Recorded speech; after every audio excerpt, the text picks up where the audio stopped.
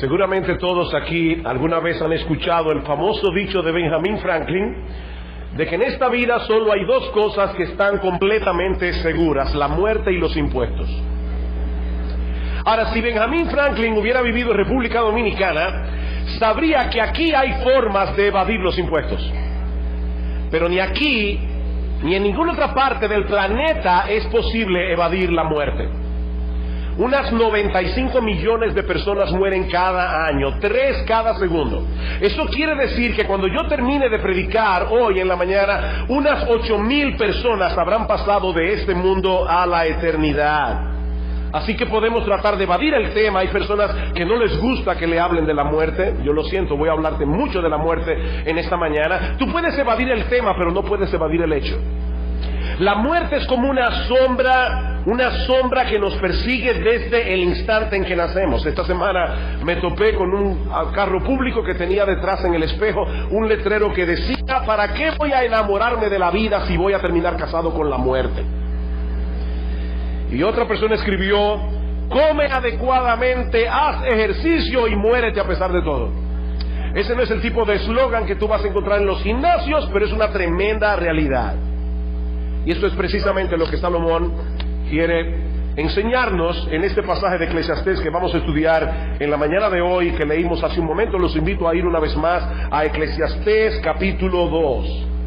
Como hemos visto ya, este libro nos presenta un cuadro de la realidad de la vida de este lado del cielo, sin tomar en cuenta a Dios, sin tomar en cuenta la eternidad, y todo eso para mostrarnos que desde esa perspectiva la vida del hombre no tiene ningún sentido. Eclesiastés capítulo 1 versículo 2: vanidad de vanidades, digo el predicador, vanidad de vanidades, todo es vanidad. Otra versión lo traduce: lo más absurdo de lo absurdo, lo más absurdo de lo absurdo, todo es absurdo. Esta vida tiene sus encantos, pero también tiene un montón de problemas, y a final de cuentas todos tendremos que enfrentar la terrible experiencia de la muerte. La interrogante que esto plantea es: ¿para qué afanarse tanto si todos vamos a terminar en el mismo punto? No importa cómo vivamos. Salomón trató de dilucidar esta problemática descansando en la gran sabiduría que Dios le había dado, pero en independencia de él, de Dios. Dice la Escritura que Salomón fue uno de los hombres más sabios de la antigüedad. Sin embargo, cuando él trató por sí mismo de entender el propósito de la vida sin tomar en cuenta a Dios, Salomón terminó profundamente hastiado y frustrado. Después de un tiempo investigando y llenando su mente de información, Salomón se dio cuenta que todo eso era vanidad y aflicción de espíritu, literalmente un correr tras el viento. Cuando aumenta el saber, también aumentan las frustraciones, porque estamos más apercibidos de que muchas preguntas quedarán sin respuestas y de que la vida está llena de problemas que no se van a solucionar de este lado del cielo. Dice en Eclesiastés 1:15: lo torcido no se puede enderezar, lo incompleto no puede contarse. Es por eso que en este mundo hay mucha gente muy inteligente y muy cínica a la vez. Así que Salomón decidió probar con el placer, con las posesiones, lo que algunos llaman la buena vida. Decía Howard Hughes: la buena vida es cara, la otra no es vida. Y Salomón trató de probar por esa vía, a ver si encontraba en la buena vida lo que no había encontrado en el estudio. Pero después de haber experimentado casi todos los placeres disponibles en este mundo, terminó tan frustrado como antes. Capítulo 2 versículo 11: miré yo luego todas las obras que habían hecho mis manos y el trabajo que tomé para hacerlas, y he aquí todo era vanidad y aflicción de espíritu y sin provecho debajo del sol. Sin embargo, Salomón no era ese tipo de personas que se daba fácilmente por vencido. Así que decide volver a repasar los resultados de su investigación para ver si había pasado algo por alto. Versículo 12: después volví yo a mirar para ver la sabiduría y los desvaríos y la necedad. Volví a mirar. Yo no sé si alguna vez ustedes han pasado por esta experiencia: se le pierde algún objeto no recuerda dónde lo dejaron, y entonces vuelven a recorrer el mismo camino para ver si la memoria se activa, o comienzan a buscar en los lugares inusuales, porque a veces cuando las cosas no están en los lugares donde deberían estar, eso quiere decir que están donde no deberían estar.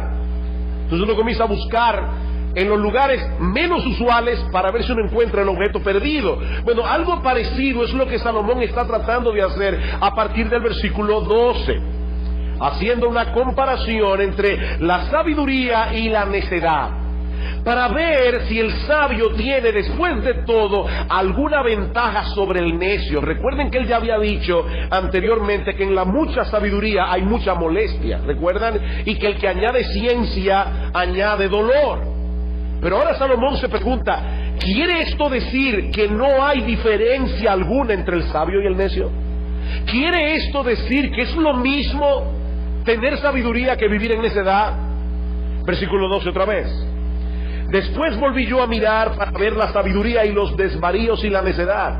Porque ¿qué podrá hacer el hombre que venga después del rey? Nada, sino lo que ya ha sido hecho. Como decíamos en un mensaje anterior, esta frase, los desvaríos y la necedad, hace referencia a ese tipo de conducta que no toma en cuenta las restricciones morales ni las consecuencias de lo que se hace. Si Salomón hubiera escrito en el siglo XX o XXI, diríamos que él está hablando aquí de vivir la vida loca. Esa es la idea, vivir la vida loca, es decir, una vida vivida para el placer, para la diversión, para el entretenimiento, echando completamente a un lado la ley moral de Dios sin importar las consecuencias que ese tipo de vida produce. Y ahora Salomón se pregunta, ¿existe alguna ventaja entre actuar con prudencia y sensatez o vivir la vida loca? ¿Hay alguna diferencia después de todo si todo es vanidad y aflicción de espíritu? Ahora recuerden algo también, hermanos, cuando Salomón habla aquí de sabiduría y de la que él viene hablando hasta aquí en este momento del libro, él no está refiriéndose a la sabiduría de la que él habla en Proverbios 1:7. El principio de la sabiduría es el temor del Señor. No es de esa sabiduría que él está hablando aquí. La sabiduría que Salomón está comparando con la necedad en este punto del libro no tiene a Dios como punto de partida. Recuerden eso. Él está contemplando la vida debajo del sol. Dios no aparece por parte. Y él nos está mostrando aquí al hombre que trata de encontrar por sí mismo el propósito y significado de su existencia en este mundo. Así que la pregunta de Salomón es, ¿existe alguna ventaja en el hombre que trata de usar bien su cabeza sobre aquel que prefiere no darle mucha mente a las cosas y vivir por sus deseos e inclinaciones? Eso es lo que Salomón parece estar comparando aquí.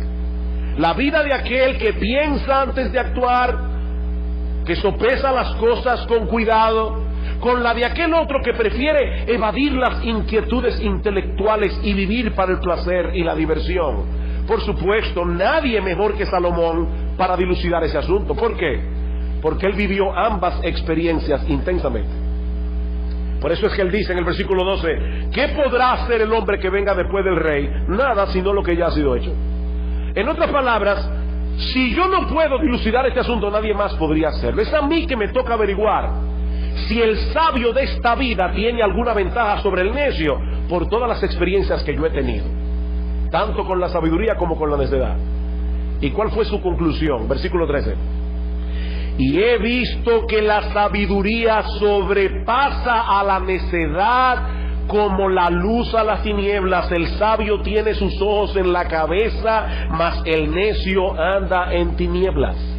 Interesante.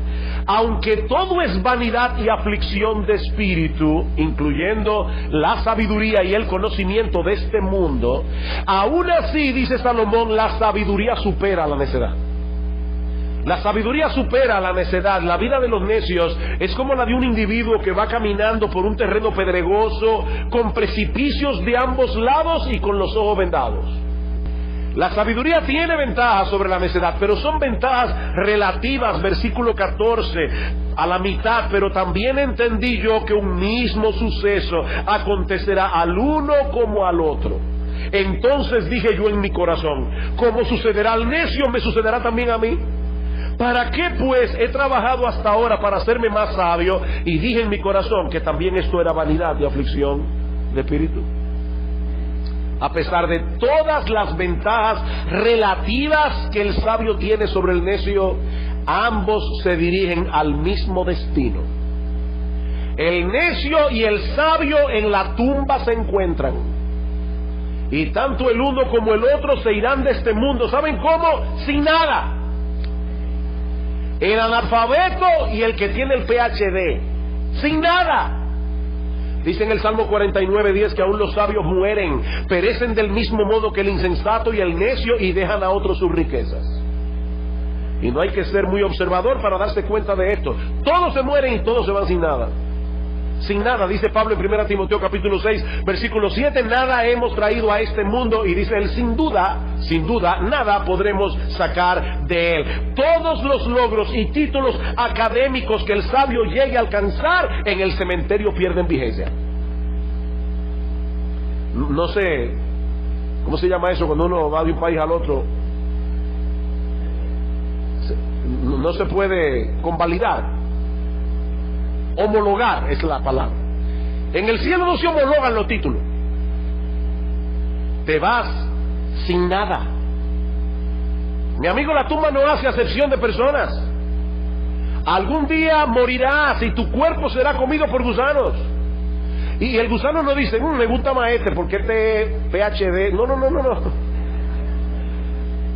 Te vas a ir sin nada y serás comido de gusanos. No importa si eres analfabeto o si hiciste un doctorado en física cuántica y llegaste a ser un tipo famoso. Cuenta la historia que en cierta ocasión Alejandro el Grande se topó con Diógenes, un ya famoso filósofo griego aún en República Dominicana, Diógenes, que estaba mirando atentamente una pila de huesos humanos. Y cuando Alejandro le preguntó qué estaba haciendo, Diógenes le respondió, estoy buscando los huesos de tu padre, pero no puedo distinguirlos de los de un esclavo. Dice un comentarista, la muerte le roba al hombre la razón de ser de su dignidad. De hecho, el mismo Alejandro el Grande murió a los 32 años de edad, después de haber conquistado casi el mundo entero conocido. Mi amigo, esa es una batalla que todos enfrentaremos tarde o temprano y que nadie puede ganar. Y cuando te toque tu turno, es muy probable, escúchame bien, es muy probable que poco a poco comiences a convertirte en un simple recuerdo, y el día llegará cuando serás completamente olvidado. Versículo 16, porque ni del sabio ni del necio habrá memoria para siempre, pues en los días venideros ya todo será olvidado, y también morirá el sabio como el necio. Aborrecí por tanto la vida, porque la obra que se hace debajo del sol me era fastidiosa, por cuanto todo es vanidad y aflicción de espíritu. Le decía a mi esposa en estos días que estudiando Salomón, yo no sé por qué razón ha venido a mi mente una y otra vez mi abuelo paterno, al que yo nunca conocí. Él murió antes de que yo naciera.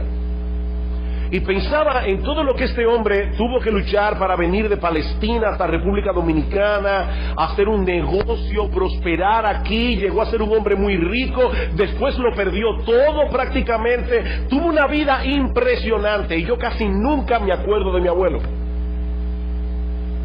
Es un fantasma. Cuando él estaba vivo, estaba tan vivo como yo lo estoy ahora, ya se olvidó. Ya se olvidó.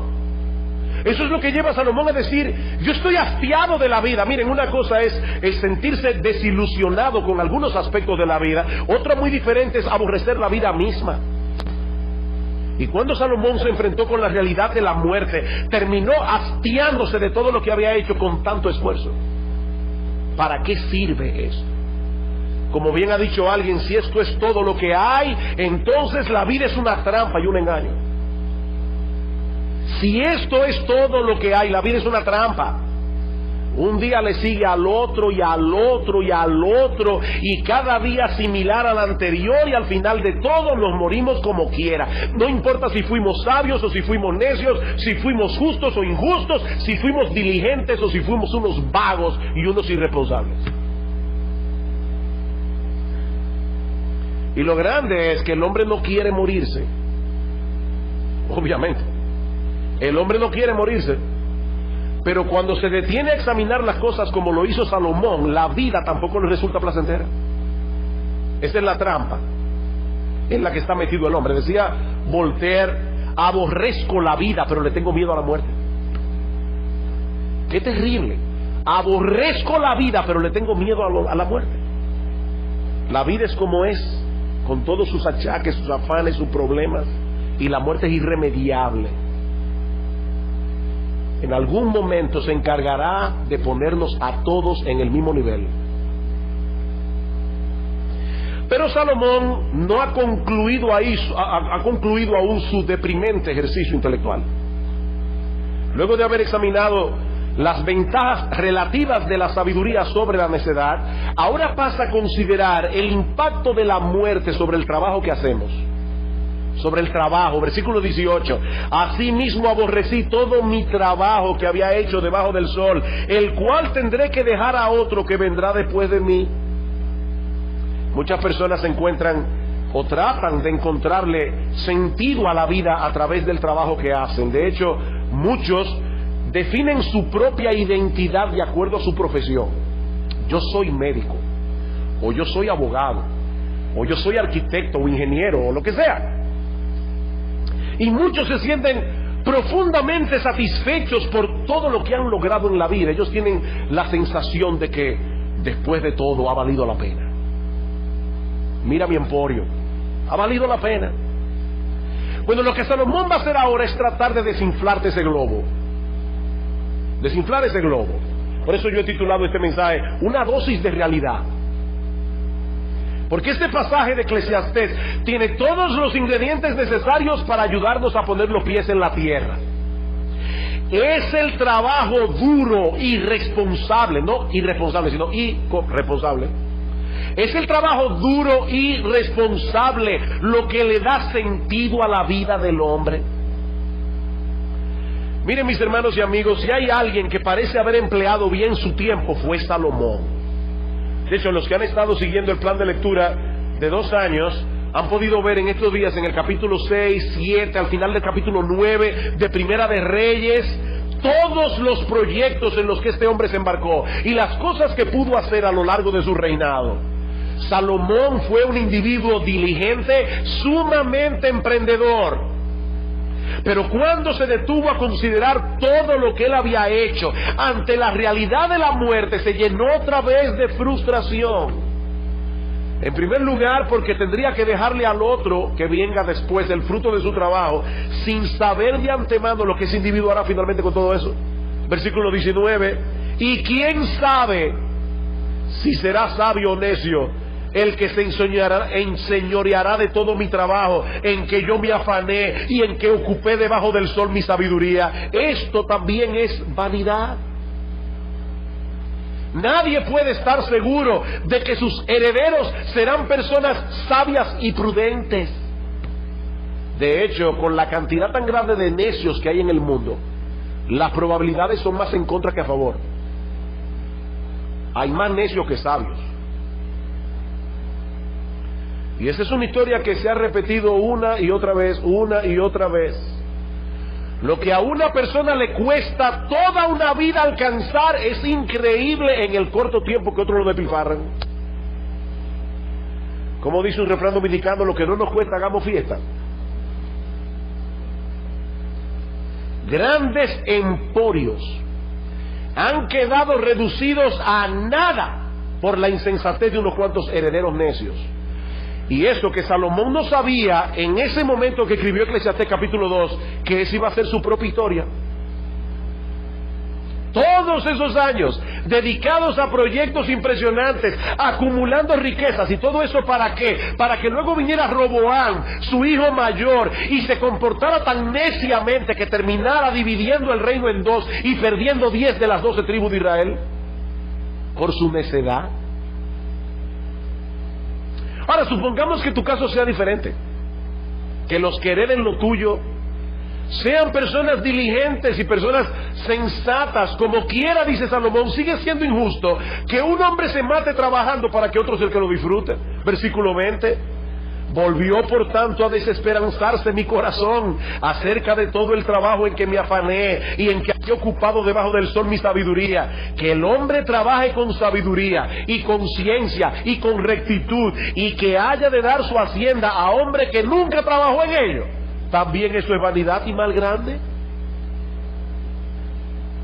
A uno le toca trabajar y a otros les toca disfrutarlo sin haber movido un dedo. Eso no parece justo. Como bien señala un comentarista, cuanto mayor ha sido el empeño puesto en su trabajo, mayor amargura producirá la idea de que los frutos de sus esfuerzos vayan a acabar en manos de otros, y casi con toda probabilidad en unas manos indebidas.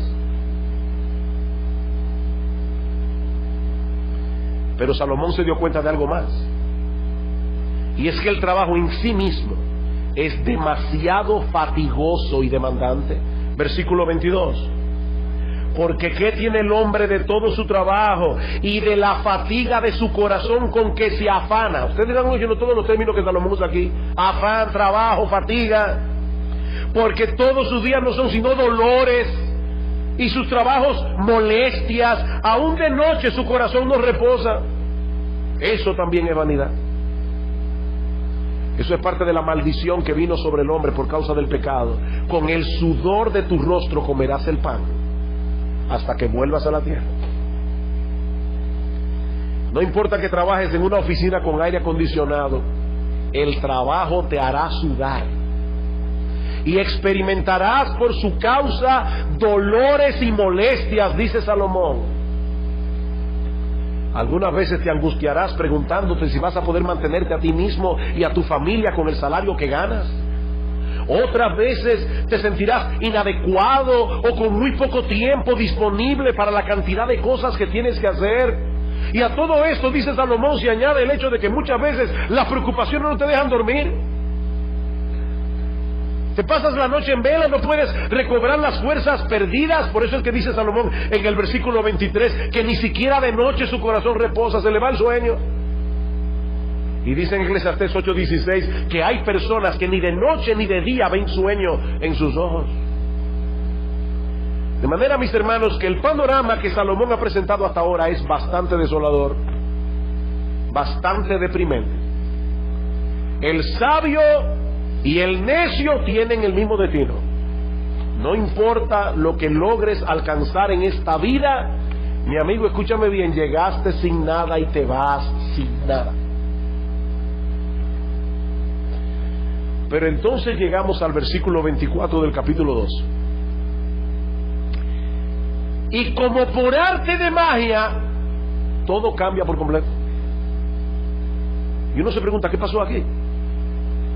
Salomón viene hablando de depresión, de hastío, de desesperación, de insatisfacción, y repentinamente leemos en el versículo 24: no hay cosa mejor para el hombre sino que coma y beba, y que su alma se alegre en su trabajo. ¿Cómo así? Pero tú no acabas de decir que eso era vanidad y aflicción de espíritu. ¿Cómo tú me dices ahora que el fin del hombre es que coma y beba y se alegre su alma en su trabajo? También he visto que esto es de la mano de Dios. Porque ¿quién comerá y quién se cuidará mejor que yo? Porque al hombre que le agrada, Dios le da sabiduría, ciencia y gozo, mas al pecador da el trabajo de recoger y amontonar para darlo al que agrada a Dios. ¿De qué está hablando Salomón aquí?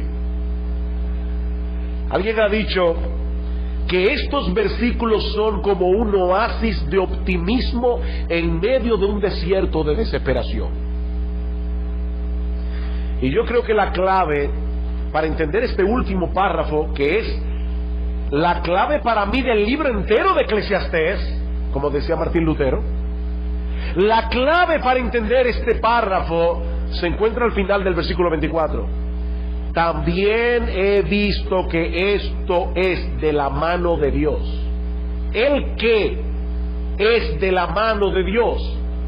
El hecho de que un hombre coma y beba y su alma se alegre en su trabajo. Noten una vez más el versículo 26, porque al hombre que le agrada, Dios le da sabiduría, ciencia y gozo. Y yo vuelvo a preguntar, ¿qué es lo que Salomón está enseñando aquí? Que después de haberse dedicado a buscar todas esas cosas por sí mismo y para sí mismo, el placer, las posesiones, la alegría de la vida, el gozo, Salomón entendió que el verdadero deleite en la vida proviene de recibir esas cosas y disfrutar de ellas como regalos de Dios. Eso es lo que Salomón está diciendo. Queridos hermanos, el que hace del placer, de las posesiones, del entretenimiento, de las diversiones, el propósito de su existencia en este mundo, terminará hastiado, terminará frustrado. Pero el que persigue a Dios podrá disfrutar con gratitud y gozo de los buenos dones que Él nos da. Eso viene de la mano de Dios. Un comentarista dice, cuando aprendemos a recibir las buenas cosas de la vida como regalos de Dios, en vez de tomarlas como derechos, experimentamos un gozo genuino y verdadera gratitud. Hay personas que van por la vida demandando que todo el mundo le rinda pleitesía, como si los placeres de la vida fueran su derecho. Yo tengo derecho a ser feliz. No, tú tienes derecho a estar en el infierno por causa de tus pecados. Eso es lo que tú mereces. No, tú no tienes derecho. Cuando Dios te da una bendición, es un regalo que te da. Es un regalo. Escuchen una vez más ese pasaje de 1 Timoteo 6 que yo cité hace un momento. Sin nada hemos traído a este mundo y sin nada sacaremos de aquí. Voy a leer este texto en su contexto completo. Dice Pablo, capítulo 6, versículo 6 de 1 Timoteo, pero gran ganancia es la piedad acompañada de contentamiento, porque nada hemos traído a este mundo y sin duda nada podremos sacar. Así que, teniendo sustento y abrigo, estemos contentos con esto. Es un regalo de Dios. Porque los que quieren enriquecerse, es decir, aquellos que no ven esas cosas como regalos de Dios, aquellos que se afanan por hacerse ricos para poder comprar lo que yo quiera y cuando yo lo quiera y viajar a donde quiera, dice Pablo, los que quieren enriquecerse caen en tentación y lazo, y en muchas codicias necias y dañosas que hunden a los hombres en destrucción y perdición, porque raíz de todos los males es el amor al dinero. No el dinero, no, con el dinero se puede hacer mucho bien. La raíz de todos los males es el amor al dinero, el cual codiciando algunos se extraviaron de la fe y fueron traspasados de muchos dolores. ¿Cuál es entonces el consejo de Pablo? Versículo 17, a los ricos de este siglo manda que no sean altivos, que no pongan su esperanza en las riquezas, las cuales son inciertas, sino en el Dios vivo que nos da todas las cosas en abundancia para que las disfrutemos. Y déjenme decirles algo, no son los ricos únicamente los que ponen su esperanza en las riquezas. Vayan a las farmacias hoy. Las filas de la gente comprando palé, quiniela, lotería. ¿Saben para qué? Para hacerse ricos sin dar un golpe. Pero eso no es lo que Dios quiere. De hecho, yo espero que ningún creyente aquí haga semejante barbaridad. Los que quieren enriquecerse caen en tentación y lazo y en muchas codicias necias y dañosas que hunden a los hombres en destrucción y perdición. Es Dios que nos da las cosas en abundancia para que le disfrutemos. ¿Y saben qué, mis hermanos? Los creyentes glorificamos a Dios. Los creyentes glorificamos a Dios, le damos gloria a Dios cuando disfrutamos legítimamente de esas cosas con gratitud y gozo, reconociendo que son regalos de amor de nuestro Padre Celestial, incluyendo el trabajo mismo. El trabajo mismo. ¿Alguna vez te has puesto a pensar que el trabajo es uno de esos dones, es uno de esos regalos que Dios ha dado al hombre por su amor y su bondad?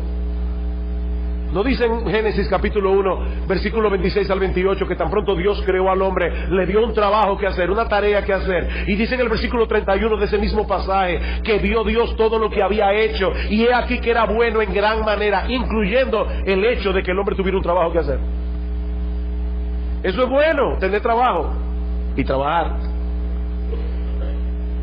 El trabajo está supuesto a ser uno de los deleites del hombre en el paraíso, porque es parte de la imagen de Dios en nosotros. Nosotros trabajamos porque fuimos creados por un Dios trabajador, dice en Juan, capítulo 5, versículo 17, dice el Señor: mi Padre hasta ahora trabaja y yo también trabajo. El problema es que el pecado entró en el mundo, y con él las frustraciones que el hombre experimenta en el contexto de su trabajo. Pero el trabajo puede ser algo disfrutable a pesar de todo, siempre y cuando trabajemos para el agrado de Dios y recibamos el fruto de nuestro trabajo como un regalo de Él. Dice Pablo: todo lo que hagáis, hacedlo de corazón, como para el Señor y no para los hombres, sabiendo que del Señor recibiréis la recompensa de la herencia, porque a Cristo el Señor servís. Y Pablo no estaba hablando allí a los misioneros ni a los pastores, él estaba hablando a los esclavos de la iglesia. Si estos esclavos eran cristianos, ellos no debían hacer su trabajo para los hombres, sino para el Señor, porque es a Cristo el Señor a quien servís. Y no solamente eso, Pablo dice también: y de Él recibiréis la recompensa de la herencia. Ven una vez más el versículo 26, Eclesiastés 2. Dice Salomón: porque al hombre que le agrada, Dios le da sabiduría, ciencia y gozo, mas al pecador da el trabajo de recoger y amontonar para darlo al que agrada a Dios. También esto es vanidad y aflicción de espíritu.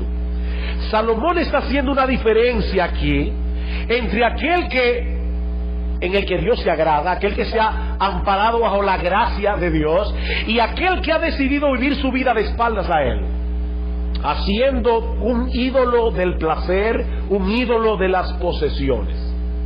¿Cuál es entonces la vanidad y aflicción de espíritu que Salomón menciona al final del versículo 26? La que experimenta ese pecador que se pasa la vida persiguiendo las cosas de este mundo, recogiendo y amontonarlo para darlo al que agrada a Dios y quedarse al final sin nada.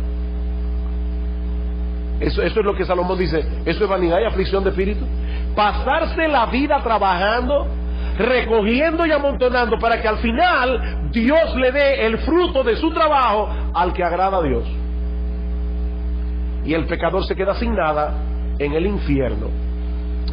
Pregunta: ¿está predicando Salomón aquí el evangelio de la prosperidad? Somos hijos del rey y Dios nos va a dar todas las cosas. Todos seremos ricos, todos seremos prósperos, todos tendremos un buen carro, un buen sueldo, una buena casa, buena salud.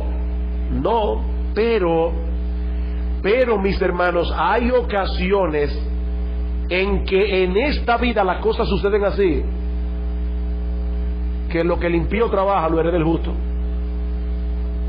¿Ustedes recuerdan cuando el pueblo de Israel fue libertado de la esclavitud de Egipto? ¿Acaso no puso Dios en el corazón de los egipcios darle sus joyas a los israelitas para que se fueran lo más rápido posible? Y dice el texto bíblico: despojaron a los egipcios. O no olvidemos lo que sucedió con Mardoqueo en los días de Esther. Mardoqueo recibió los vestidos y el caballo que su enemigo Amán había preparado para su propia gloria, y Amán terminó colgado en la horca que había preparado para Mardoqueo.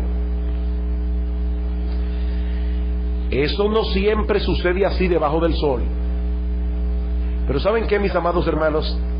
Ese será sin duda alguna el final de la historia humana.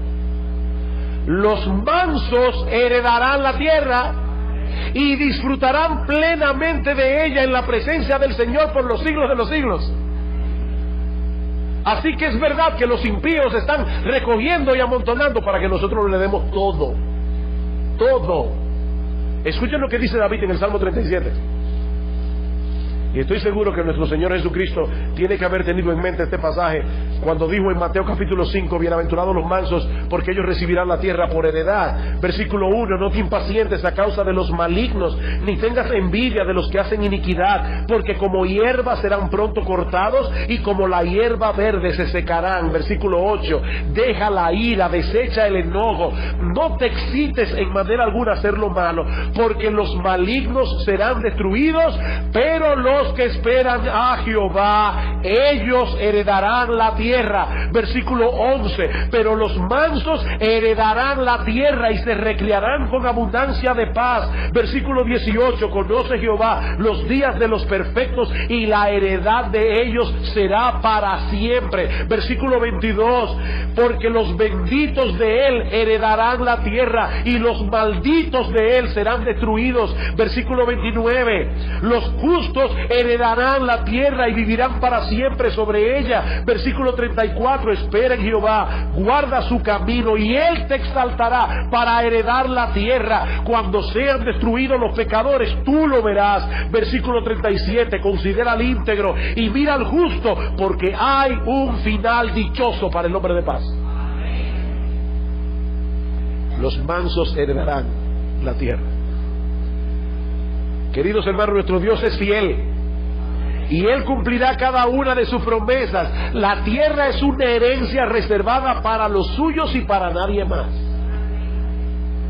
Pablo dice en Romanos capítulo 8 versículo 17 que nosotros los creyentes somos herederos de Dios y coherederos con Cristo por la pura gracia y misericordia del Señor, y algún día entraremos en la plena posesión de lo que se nos ha prometido. ¿Qué debemos hacer mientras tanto? En lo que llega a la herencia, Salomón dice: disfruta, deleítate, gózate en el fruto de tu trabajo, a pesar de las dificultades que tendremos que enfrentar en este mundo caído, porque vas a disfrutar estas cosas como regalos que vienen de la mano de Dios. Recuerda eso cuando llegues hoy a tu casa y te dispongas a disfrutar la comida que tienes en tu mesa. ¿Saben, hermanos, que Dios no solamente da las cosas, sino la capacidad para disfrutarlas? Y hay gente a quien Dios le da las cosas, pero no la capacidad para disfrutarlas. Capítulo 6 de Eclesiastés. Capítulo 6 de Eclesiastés. Hay un mal que he visto debajo del cielo, y muy común entre los hombres, el del hombre a quien Dios da riquezas y bienes y honra, y nada le falta de todo lo que su alma desea, pero Dios no le da la facultad de disfrutar de ello, sino que lo disfrutan los extraños. Esto es vanidad y mal doloroso. Te estás comiendo un buen mango y lo estás disfrutando, dale gloria a Dios. Wow, Señor, qué bueno que yo puedo comerme este mango, disfrutar este mango. Queridos hermanos, es Dios quien nos da la capacidad de disfrutar las cosas que Él provee. ¿Qué debemos hacer entonces? En vez de perseguir el placer y las posesiones, debemos perseguirlo a Él y recibir con gozo y gratitud lo que Él quiera darnos. Escuchen una vez más Eclesiastés 2:25. Porque ¿quién comerá y quién se cuidará mejor que yo? ¿Qué es lo que Salomón está diciendo ahí? Él está diciendo: si yo, que tuve tantas oportunidades de disfrutar de las cosas buenas de esta vida, no pude encontrar ningún placer genuino y permanente hasta que me dispuse a recibir esas cosas como un regalo de Dios, ¿quién podrá hacerlo? Nadie se va a cuidar mejor que yo. Yo vivía en un palacio, tenía todo lo que quería, y hasta que yo no entendí que yo no debía perseguir esas cosas, hasta que yo no entendí que esas cosas son un regalo de Dios, mi vida nunca fue deleitosa. Me hastié de todo. Me hastié. Así que si bien es cierto que la vida es dura y que trae consigo muchos afanes y problemas, mi amado hermano, el creyente debe amar la vida. Hay personas que creen que es espiritual querer morirse. No, dice primero de Pedro capítulo 3 versículo 10, el que quiera amar la vida y ver días buenos, refrene su lengua del mal, sus labios no hablen engaño. Nosotros debemos amar la vida que Dios nos da. Amar la vida. Disfrutar de los dones que Él nos da a través del fruto de nuestro trabajo. Y cuando nos toque la hora de partir de este mundo, podremos hacerlo con confianza porque tenemos la plena certeza de que partiremos a la presencia del Señor. Dice en Hebreos capítulo 2 versículo 14 que el Señor le quitó a la muerte su terror. ¿Qué es lo que hace terrible la muerte de un ser humano? ¿Saben el qué es? El hecho de tener que enfrentarse cara a cara con un juez que todo lo sabe. Dice en Hebreos capítulo 4 versículo 13 que todas las cosas están desnudas y abiertas a los ojos de aquel a quien tenemos que darle cuentas. Pero nosotros tenemos un Salvador en los cielos que decidió sufrir en nuestro lugar el castigo que nosotros merecíamos por causa de nuestros pecados. Ese Salvador nos concedió gratuitamente por gracia el don de la vida eterna. Así que nosotros estamos seguros en Él. Sea que vivamos o que muramos, del Señor somos. Pablo dice que nuestra vida está escondida con Cristo en Dios. Y la palabra griega que usa allí para esconder es muy interesante. Es la palabra griega encriptón, de donde viene la palabra encriptar. ¿Ustedes han visto esas personas que crean un software de computadora y le ponen unas claves para que un hacker no lo pueda, un pirata no lo pueda piratear? Bueno, nuestra vida está encriptada en Dios, está guardada en Cristo, está protegida en Cristo. Nadie nos puede sacar de allí. Por eso es que Pablo pudo mirar a la muerte cara a cara y decirle en 1 Corintios 15, ¿dónde está, oh muerte, tu aguijón? ¿Dónde, oh sepulcro, tu victoria? Ya que el aguijón de la muerte es el pecado y el poder del pecado, la ley. Mas gracias sean dadas a Dios que nos da la victoria por medio de nuestro Señor Jesucristo. Así que, hermanos míos, amados, estad firmes y constantes creciendo en la obra del Señor, siempre sabiendo que vuestro trabajo en el Señor no es que en vano. ¿Qué les recuerda esa frase? Eclesiastés capítulo 2. ¿Qué contraste? Salomón contempló la vida sin Dios y concluyó que todo su trabajo era vanidad y aflicción de espíritu. El apóstol Pablo colocó a Cristo en la ecuación y concluyó que el trabajo que hacemos unidos a Él por la fe no es en vano. Así que es Cristo el que hace la diferencia entre una vida plena y significativa y una vida vana y tormentosa. Es Cristo el que hace la diferencia. No es el tipo de trabajo que hagas, no es la cantidad de bienes y placeres que puedas alcanzar en este mundo, no es cuán engrosada esté tu cuenta bancaria. Es Cristo y solo Cristo. Él hace toda la diferencia. Mi hermano, déjame hacerte una pregunta. ¿Qué es lo que tú persigues en la vida? ¿Detrás de qué andas tú? ¿De los placeres que este mundo ofrece? ¿O del Dios que provee generosamente aquellas cosas que alegran el corazón del hombre, a pesar de que el hombre no lo merece? Me encanta este versículo en Hechos 14:17. Pablo dice que Dios no se dejó a sí mismo sin testimonio, haciendo bien, dándonos lluvias del cielo y tiempos fructíferos y llenando de sustento y de alegría nuestro corazón. Dios nos llena de sustento y de alegría. Disfrutas de esas cosas deleitosas que tiene la vida con gratitud y gozo, sabiendo que son regalos que vienen de la mano de Dios, o estás haciendo un ídolo de esas cosas, sustituyendo a Dios por ellas, tratando de encontrar en esas cosas lo que solo Dios te puede dar. Mi amigo, ¿y qué de ti? ¿Qué de ti? Tú tienes la certeza de que cuando te toque partir de este mundo tendrás todas tus cuentas arregladas con Dios. Bueno, mire, pastor, si hay un tipo decente, es este que está aquí. Bueno, mira, mi amigo, si esa es tu confianza, tú estás en problemas. La Biblia dice que todas nuestras justicias son como un trapo de inmundicia en la presencia de un Dios perfectamente justo. Tu obra de justicia son un trapo de inmundicia en la presencia del Señor. ¿Es esa tu confianza? Mira, mi amigo, no importa cuántas cosas de esta vida tú puedas disfrutar, cuántas posesiones puedas alcanzar, ninguna te proveerá satisfacción permanente. Y ninguna de ellas te servirá de nada cuando tengas que enfrentarte con la justicia de Dios. Mi amigo, Cristo es el único mediador entre Dios y los hombres. El único mediador. Porque es el único en quien puedes encontrar el perdón de todos tus pecados y el don de la vida eterna. Él murió en la cruz del Calvario para hacer posible el perdón. Mi amigo, no te vayas de este lugar sin arreglar tus cuentas con Dios, porque tú no tienes la menor idea de cuándo ni cómo será tu encuentro con Él. No te vayas de este lugar, no cometas esa locura de irte de este lugar sin arreglar tus cuentas con Dios, viniendo a Cristo en arrepentimiento y fe. Que Dios bendiga su palabra en esta mañana. Vamos a orar. Padre, queremos darte muchas gracias por habernos dado una vez más la oportunidad de predicar tu palabra.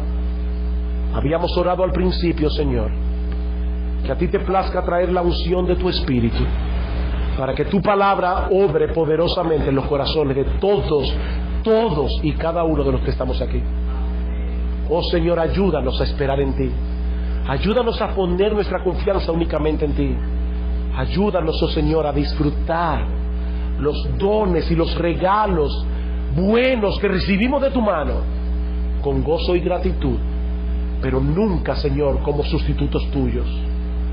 Señor, líbranos de la idolatría. Líbranos de la idolatría, que Cristo y solo Cristo sea el centro de nuestras vidas, porque te lo suplicamos en su nombre. Amén.